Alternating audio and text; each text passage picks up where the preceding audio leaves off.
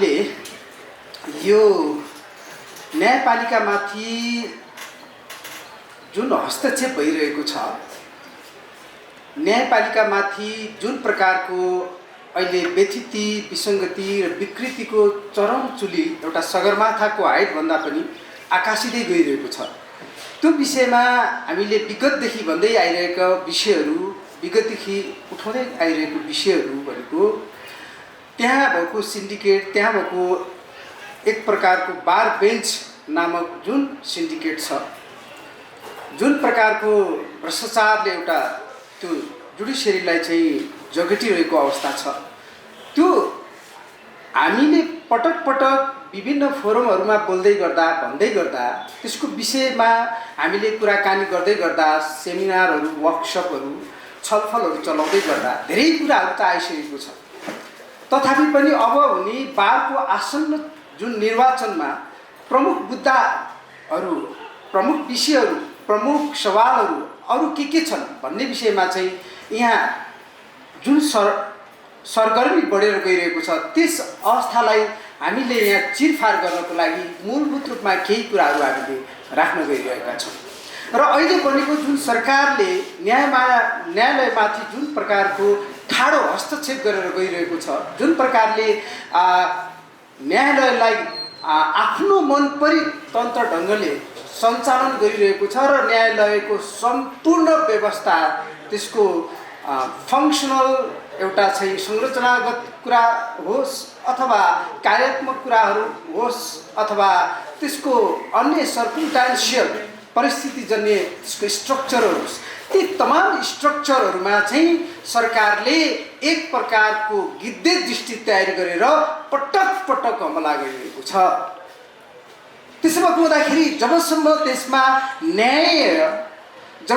देशमा स्वतन्त्र न्यायपालिका, स्वच्छ न्यायपालिका र सक्षम न्यायपालिकाको चाहिँ एउटा जुन विधिको शासन, संविधानवाद र कानुनको शासनलाई स्थापित गर्ने धरोहर जब अविचल रूपमा अगाडि बढ्न सक्दैन, जब त्यो धरोहर राम्ररी काम गर्न सक्दैन, त्यो देशमा कहिले शान्ति हुन सक्दैन, त्यो देशमा कहिले पनि अमन चयन हुन सक्दैन, त्यो देशमा मानव अधिकारको ग्यारेन्टी हुन सक्दैन, त्यो देशमा जनताले सहजपूर्वक आफ्नो जिन्दगी जीवनयापन गर्न सक्दैन।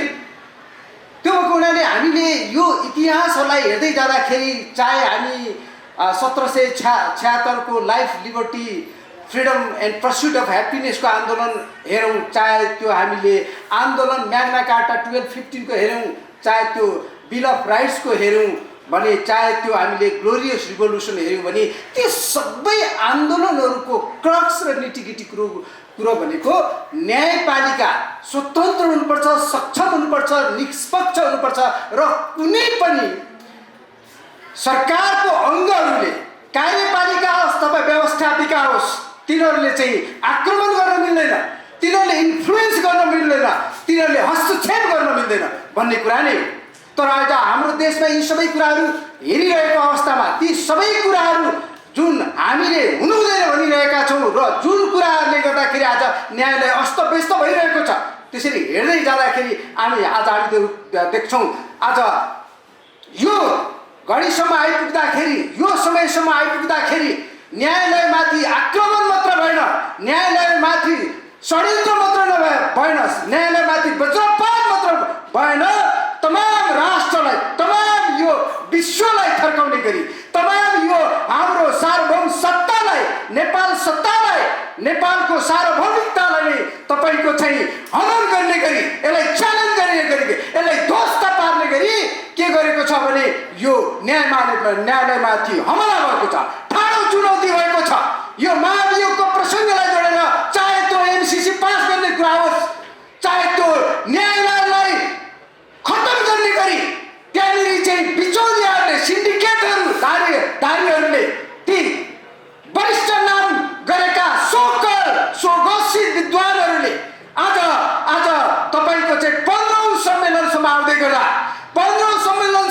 गर्दाखेरि भर्खर सम्पन्न भएको 15औं सम्मेलनमा त्यही पहिलाकै तपाईँको तपाईँको चाहिँ व्यथिति विसङ्गतिमा रुमलिएका, भ्रष्टाचारमा रुमलिएका, सिन्डिकेटमा रमाएका, नाचेका, बाँचेका, हाँसेका होइन, त्यस्ता व्यक्तिहरूको हालिमुहाली र त्यही व्यक्तिहरूले दम्भ, त्यही व्यक्तिहरूको चाहिँ अहम, त्यही व्यक्तिहरूले चाहिँ फेरि पनि अहिले यहाँनिर न्यायालयमाथि दिन दहाडे एक प्रकारको देशभरि कब्जा गरिरहेको छ र देशलाई नै एउटा चाहिँ बन्दी बनाएको छ, देशलाई नै कब्जामा लगेको छ, देशलाई नै एउटा चाहिँ अन्तर्राष्ट्रियकरण गरेर यसलाई सिक्किमीकरण गरेर एमसिसी जस्तो चाहिँ फन्डालाई पास गराएर एमसिसी जस्तो फन्डेड तपाईँको कार्यक्रमहरू बार जस्तो स्वतन्त्र एउटा चाहिँ निकायमा, बार जस्तो स्वतन्त्र कानुन व्यवसायीहरूको सम्मेलनमा त्यो एमसिसीको चाहिँ फन्डेड कार्यक्रम, एमसिसीको फन्डेड त खानपिन लगायतका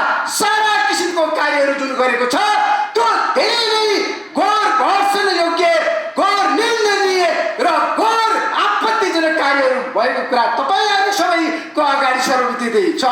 त्यो हुनाले आज हामी न्यायको लागि लडाइँ गर्दै गर्दा, आज हामी न्यायको कुरा उठाउँदै गर्दा, आज न्यायको सवालमा कुरा गर्दै गर्दा स्वतन्त्र कानुन व्यवसायीहरूलाई, दूर दराजमा रहेका स्वतन्त्र कानुन व्यवसायीहरूलाई न्यायमूर्ति लगायत ती सिन्डिकेटदारी वरिष्ठ नामका स्वघोषित विद्वान अधिवक्ताज्यूहरूले उहाँहरूलाई विभिन्न प्रपञ्च र विभिन्न लोभ लालच देखाएर उहाँहरूलाई बोलाएर उहाँहरूलाई पुस्तक दिने लगायत समेतका कुराहरूमा प्रलोभनमा फसाएर उहाँहरूले व्याख्यात्मक एमसिसीको व्याख्यात्मक टिप्पणी जस्ता कुराहरू तपाईँको चाहिँ कार्यपालिका र व्यवस्थापिकामा छर्न भ्याउनुभयो उहाँले।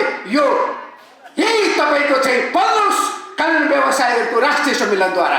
त्यसो भएको हुनाले जब राष्ट्रिय सम्मेलन हुनु, राति बाघ कराउनु, त्यो बिहान बाख्रा हराउनु भने जस्तै यो चाहिँ तपाईँको कानुन व्यवसायीहरूको सम्मेलनमा ती व्यक्तिहरूले एमसिसीको विषयमा, महाभियोग विषयमा कुरा गर्नु अनि त्यसपछि एमसिसी पास गर्नु। के यो भित्रता व्यक्तता छैन? के यो भित्र जोडगढ छ कि छैन? यो हामीले जान्न जरुरी छ कि छैन? यो बुझ्न जरुरी छ कि छैन? के एमसिसी भन्ने कुरामा व्याख्यात्मक टिप्पणी गरेर, एमसिसीलाई अपव्याख्या गरेर अथवा एमसिसीलाई आफ्नो तरिकाले व्याख्या गरेर जनतालाई तपाईँको चाहिँ आँखामा धुलो हाल्दै तपाईँको देशको राष्ट्रियताको विरुद्धमा, देशको स्वाधीनताको विरुद्धमा, देशको सार्वभौमिकताको विरुद्धमा जान पाइन्छ? कुनै पनि सन्धि या सम्झौता होस्, संविधानको प्रस्तावनाले नै भनेको छ राष्ट्रिय स्वतन्त्रता, स्वाभिमानता, भौगोलिक अखण्डता, राष्ट्रिय एकता, स्वाधीनता र स्वाभिमानलाई अक्षुण्ण राख्दै भनेर हाम्रो के अरे चाहिँ हाम्रो संविधानको प्रस्तावनाको स्टार्टिङ पोइन्ट नै यसरी भएको छ। त्यसले गर्दाखेरि यस्तो किसिमको चाहिँ स्वाधीनता र स्वाभिमानलाई प्रहार गरी कुनै कालको सन्धि सम्झौता हुनु हुँदैन भनेको। तर त्यही कुरालाई पार गराउने गरी जुन एउटा स्वतन्त्र कानुन व्यवसायीहरूको जुन सम्मेलनमा स्वतन्त्र कानुन व्यवसायीहरूको स्वतन्त्र निर्णय गर्नुपर्ने ठाउँमा यहाँनिर राजनीतिक भागबण्डामा आएका, राजनीतिक भागबण्डामा न्यायाधीश नियुक्ति भएका र राजनीतिक भागबण्डामा न्यायाधीश नियुक्तिका लागि परेका, लालयित भएका, हौसिएका र प्रतीक्षारत त्यस्ता व्यक्तिहरूले सम्मेलन 23 एमसिसी पास घोषणा गर्दै न्यायपालिकाका न्यायमूर्तिहरूलाई र तमाम कानुन व्यवसायी, स्वतन्त्र कानुन व्यवसायीहरूलाई पनि किताब बन्दी गरिरहेको अवस्था छ। स्वतन्त्र कानुन व्यवसायीहरूलाई आन्दोलन गर्ने र नगर्ने भनेर चाहिँ यसरी चाहिँ किताबबन्द गरिएको छ। के उनीहरूले गरेको प्रत्येक आन्दोलनमा सरिक हुनुपर्छ भन्ने, प्रत्येक उनीहरूले गरेको नराम्रो आन्दोलन, नराम्रो गठबन्धनमा पनि सरिक हुनुपर्छ भन्ने कुरा के व्यक्तिहरूको स्वतन्त्रताको अधिकार, व्यक्तिहरूको नैसर्गिक मौलिक अधिकार भित्र पर्दछ? यदि पर्दछ भने त्यो कुरा उनीहरूले किताब गरेर भन्नु पर्यो कहाँ पर्दछ। यदि होइन भने यसरी स्वतन्त्र रूपमा बस्न पाउने अधिकारलाई, यसरी स्वतन्त्र रूपमा जान पाउने अधिकारलाई उनीहरूले के हस्तक्षेप गर्न मिल्छ? के त्यो स्वतन्त्रताको अधिकार, त्यो फन्डामेन्टल राइटको अधिकार, त्यो नैसर्गिक राइटको अधिकार, त्यो जन्मसिद्ध अधिकारको विरुद्धमा उनीहरूले जान पाउँछ? यदि पाउँदैन भने तिनीहरूले किन यसरी गरे भने त्यो अधिकार यस कारणले गरे कि उनीहरूलाई देश बेच्न थियो। एमसिसी थ्रु अरबौं पैसा कमाउन थियो। एमसिसीमा आएका अरबौं पैसाहरूले उनीहरूले यसपालिको चाहिँ बारको निर्वाचनमा उनीहरूले यसपालिको बारको निर्वाचनलाई अध्यक्ष जस्तो र अन्य सदस्य जस्तो निर्वाचनमा 50,000 35,000 25,000 जस्तो गरेका छन्। त्यो पैसा कहाँ आयो? त्यो पैसा कसले दिन सक्ने? किनभने उनीहरूले के सन्देश दिन खोजिरहेका छन् भने यसरी चाहिँ यो पैसा दिन सक्ने भनेको एमसीसी फन्डेड व्यक्तिहरूले अथवा ती ती ती काला करतुत भएका व्यक्तिहरूले, ती सिन्डिकेटधारी व्यक्तिहरूले, ती तपाईँको चाहिँ अकुत एउटा बार बेन्चमा चाहिँ बिचौलियाका काम गरेको व्यक्तिहरूले जसले अदालतमा न्याय होइन मुद्दा छिन्नको लागि अदालतमा न्याय होइन मुद्दा छिन्नको लागि पैसा प्रयोग गरेर पैसालाई किलोमा जोखेर घुस दिन पर्छ, घुस लिन पर्छ, घुस खुवाउँछन् भन्ने किसिमको चाहिँ सम्बोधन गरेर उनीहरूले यो प्रकारले प्रकारान्तरणबाट उनीहरूले नाफा लिइरहेका छन्, पैसा कमाइरहेका छन् र उनीहरूले यही बिन्दुमाहरूलाई पनि हुइदिएका छन्। त्यसले गर्दा उनीहरूले यसको विरुद्धमा आवाज उठाउनको लागि तमाम तपाईँको स्वतन्त्र बुद्धिजीवी कानुनी व्यवसायीहरूको धार एउटा भएको छ भने अर्को ती गठबन्धन माफिया, बिचौलिया, भ्रष्टाचार, सिन्डिकेट, ती सम्पूर्ण व्यक्तिहरू जसले सत्ताको चाहिँ परिक्रमा गरेर सत्ताको वरिपरि नाचेर सत्ताको वरिपरि जिउ हजुरी गरेर जसले चाहिँ शक्ति आर्जन, पैसा आर्जन, धन आर्जन, मान आर्जन, सम्मान आर्जन र अन्य कुराहरूमा चाहिँ उनीहरू रमाइरहेका छन् र विश्वास गर्छन् तिनीहरूले यो प्रकारको कार्य गरिरहेको छ। त्यसो भए उनीहरूले हामीले यसको विरुद्धमा उजुरी दिनको लागि, हामीले यसको विरुद्धमा कुरा गर्नको लागि हामीले भोलि दिउँसो 1 बजेतिर हामीले माइतीघर मण्डलाबाट पनि शङ्खघोष गर्दै यस्तो न्यायपालिकामाथिको चाहिँ बलात् एक प्रकारको हस्तक्षेपको विरुद्धमा एउटा शङ्खघोष आवाज गर्ने एउटा जनसरकारको चाहिँ कुराहरूलाई चाहिँ तपाईँको हामीले अगाडि बढाउने भन्ने किसिमका चाहिँ कुराहरू सङ्कनाद गर्दै एउटा हामीले चाहिँ भेला पनि आयोजना गरेका छौँ। त्यसपछि हामीले चाहिँ यो न्यायालयभित्र भएको विकृति विसङ्गति, विभिन्न प्रकारको माफिया तन्त्र, गुटतन्त्र र जुन चाहिँ एक प्रकारको राजनीतिक एउटा प्रोएक्टिभ कुराहरू आइरहेको छ र पोलिटिकल हाबी भइरहेको छ, यसको विरुद्धमा हामीले गएन भने न्यायालय स्वतन्त्रता हुन सक्दैन। आज न्यायालय स्वतन्त्रता नभएको कारणले गर्दाखेरि आज देश विश्वयुद्धमा गइसकेको छ। आज हामी युक्रेन र हामीले रसियाका कुरालाई हेऱ्यौँ भने आज युक्रेन एउटा विश्वयुद्ध वा रसिया र युक्रेनले चाहिँ विश्वयुद्धलाई आह्वान गरिरहेको छ। त्यसले गर्दाखेरि यो विश्व यदि युद्ध थर्ड वर्ल्ड वार भयो भने, थर्ड वर्ल्ड वार भन्ने भनेको आइन्स्टाइनले भनेको थिए, मलाई थर्ड वर्ल्ड वार कसरी हुन्छ भन्ने कुरा थाहा छैन तर फोर्थ वर्ल्ड वार भन्न सक्छु। फोर्थ वर्ल्ड वार यदि भयो भने त्यतिखेर वार हुँदै गर्दा तयार भनेको ढिङ्गा मुढाभन्दा अरू केही पनि हुने छैनन्। यसको मतलब थर्ड वर्ल्ड वार भयो भने यति भयानक, यति दर्दनाक, यति अक्कल पर्ने हुन्छ कि यो विश्व नै समाप्त हुन्छ। त्यसो भएको हुनाले स्वतन्त्र कानुन व्यवसायीको एउटा जुन छाता सङ्गठन जस्तो एउटा सङ्गठनले एउटा युक्रेनको पक्षमा अथवा रसियाको पक्षमा अथवा चाइनाको पक्षमा अथवा इन्डियाको पक्षमा, जापान, फ्रान्स अथवा इङ्ल्यान्डको पक्षमा के बोल्न पाइन्छ?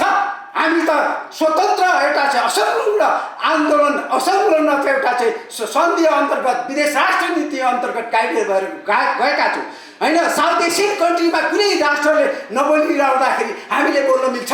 त्यसै भएको हुनाले यी धेरै तमाम कुराहरू छन्। यी तमाम कुराहरूलाई चिरफार गर्दै हामी न्यायको लागि एउटा किताबन्दी गरिरहेका छौँ र हामी यो बुलन्द आवाज गरेर राष्ट्रव्यापी रूपमा अन्तर्राष्ट्रियकरण गर्दै हाम्रो आवाजलाई लैजानेछौँ भन्ने घोषणासहित भनाइसहित अहिलेलाई यतिकै म आफ्नो भनाइ अन्त गर्छु। धन्यवाद।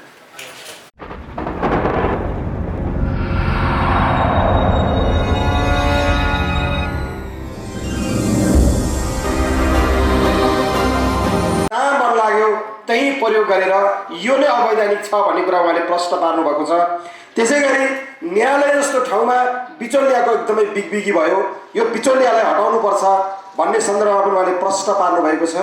र त्यति मात्रै होइन, अहिले ज्वलेन्द्र शमशेरलाई अथवा अहिलेका प्रधान न्यायाधीशलाई महाभियोग लगाउँदै गर्दा त्यो महाभियोगका पछाडि उहाँले दर्जनौँ तपाईँको प्रमाणहरूले पुष्टि गर्छ।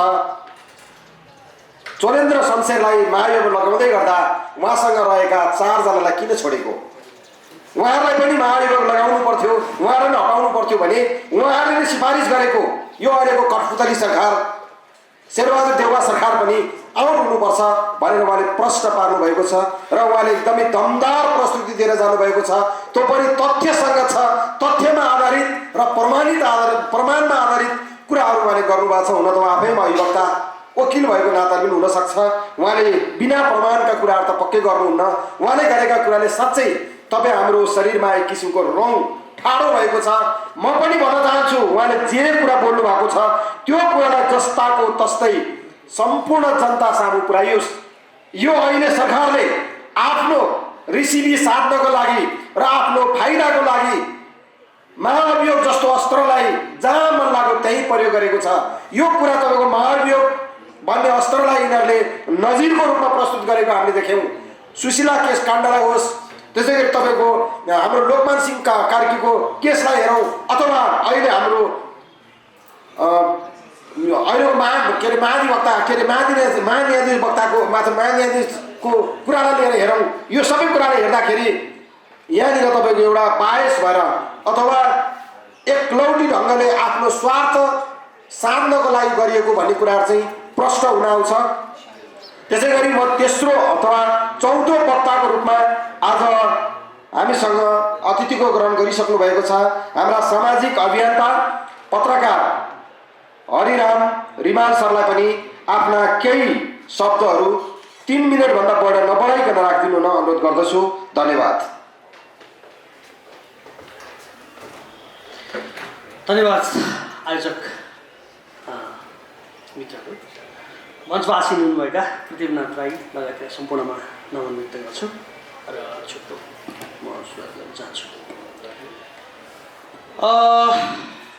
यो संविधान कानुन भनेको कुरा चाहिँ हामीले संसारभरिको इतिहासलाई अध्ययन गऱ्यौँ भने जुन बेलामा राज्यले संविधान र कानुनमा भएका प्रावधानहरूलाई सही रूपमा सदुपयोग जनताको पक्षमा गर्न सक्दैन अथवा संविधान चाहिँ डिसअर्डरमा जान्छ, त्यो बेलामा प्रत्येक मुलुकमा ठुल्ठुला क्रान्ति आन्दोलनहरू सृजना भएको हामीले इतिहास पढेका छौँ।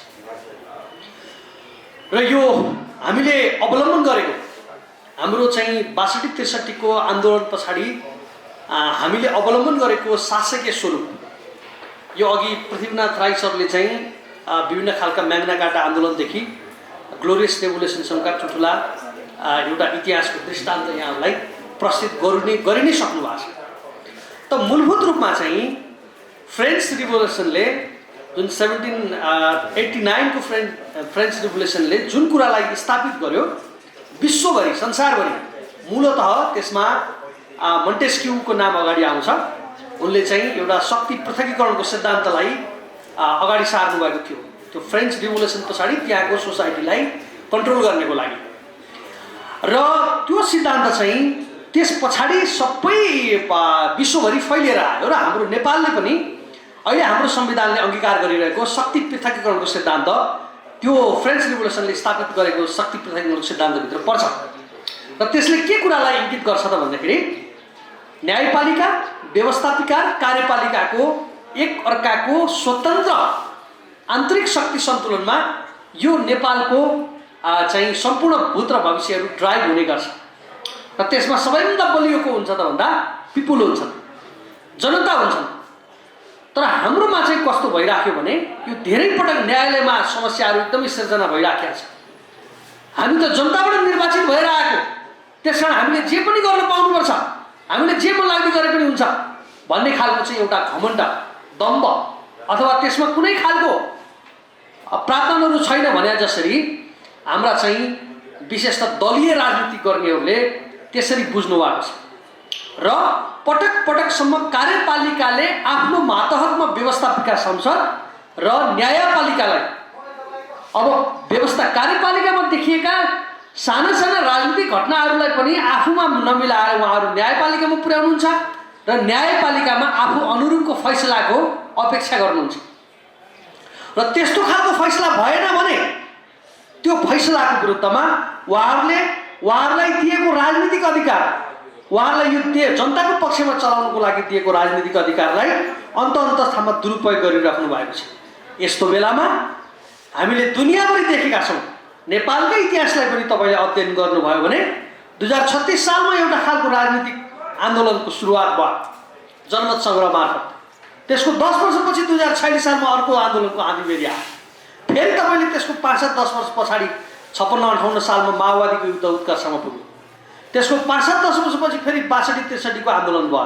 त्यसको 1-2 वर्ष पछाडि त्यो आन्दोलनले पनि सम्बोधन गर्न नसकेको छुटेको समुदाय मधेसमा विद्रोह भयो।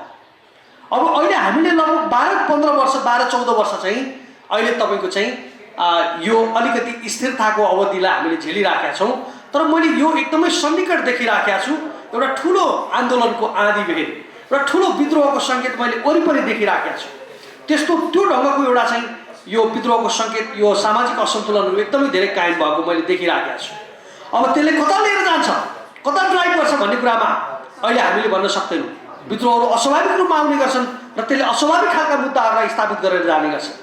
त्यसकारण यस्तो बेलामा हामी कुनै दलीय राजनीतिको, लोकतन्त्र भनेको, डेमोक्रेसी भनेको दलका नेताहरू बलियाउने, एउटा 2 लाख 1 लाख पार्टी सदस्य भएको दलले पुरै ड्राइभ गर्ने व्यवस्था होइन। लोकतन्त्र भनेको 15 लाख पार्टी सदस्य भएका दलीय पार्टीहरूले 3 करोड नेपालीमाथि शासन गर्ने व्यवस्था होइन। लोकतन्त्र भनेको बहुमतले शासन गर्ने व्यवस्था हो। अल्पमतलाई सम्मान गर्दै बहुमतले शासन गर्ने व्यवस्था हो।